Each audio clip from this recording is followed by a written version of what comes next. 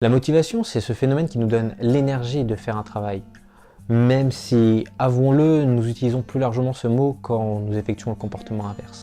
Et c'est là que cette vidéo prend tout son sens.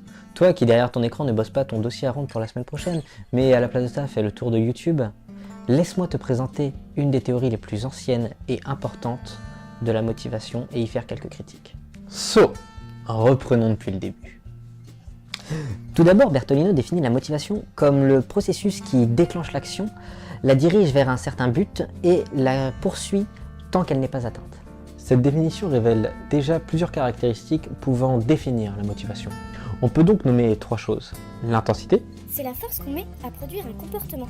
la direction C'est le sens que l'on donne à nos actions pour arriver à notre but. et la persistance. Soit la capacité à effectuer le comportement tant que le but n'est pas atteint. De cette première définition en découlent trois catégories théoriques.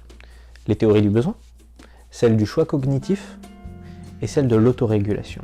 Nous allons donc voir une des théories des besoins, la pyramide de Maslow. Cette catégorie est la plus fournie car la plus ancienne et la plus générale. Pour revenir sur Maslow, sa théorie se présente ainsi. Pour Maslow donc, si l'humain agit, c'est uniquement pour satisfaire ses propres besoins. Dans cette théorie, nous fonctionnons donc par étapes et progressivement. Cependant, il n'est pas possible d'atteindre un niveau supérieur sans avoir satisfait un niveau inférieur. Cette théorie prend toute son importance lors de situations précaires. Prenons par exemple l'homme de Néandertal. Pour les besoins de cet exemple, nous allons appeler cet homme Pierre. Présent. Ses premiers besoins vont être de se nourrir, de s'hydrater, de se reproduire donc. Ces besoins vont donc être source de motivation pour chasser, trouver un point d'eau et se reproduire. Une fois ces premiers besoins physiologiques satisfaits, il a donc pu se rassasier et a pu se reproduire.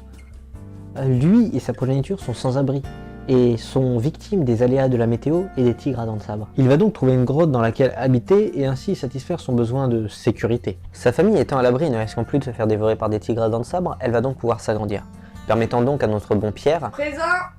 de pouvoir satisfaire son besoin d'appartenance. Les rumeurs se propageant vite, même à l'époque, d'autres familles ont rejoint l'abri, mais Pierre Présent. est et restera le premier homme à avoir investi les lieux. Il est donc nommé chef du village. C'est parfait. Il remplit alors son besoin d'estime. Désormais, Pierre Présent.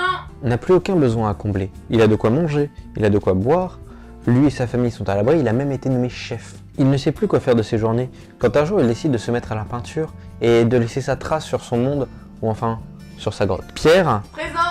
a donc satisfait son dernier besoin, celui de s'accomplir. Pour critiquer cette théorie, nous pouvons nous appuyer sur celle du flow, qui présente l'état mental d'une personne lorsqu'elle a un niveau maximal de concentration, de plein engagement et de satisfaction dans son accomplissement. Lorsque nous nous trouvons dans cet état, nous pouvons continuer d'être motivés à effectuer un comportement malgré la nécessité de certains besoins physiologiques mis de côté jusqu'à la fin de réalisation de cette tâche. Voilà, à présent tu connais un peu plus la pyramide de Maslow et j'espère que cette vidéo t'a plu et qu'elle fut suffisamment compréhensible. À bientôt.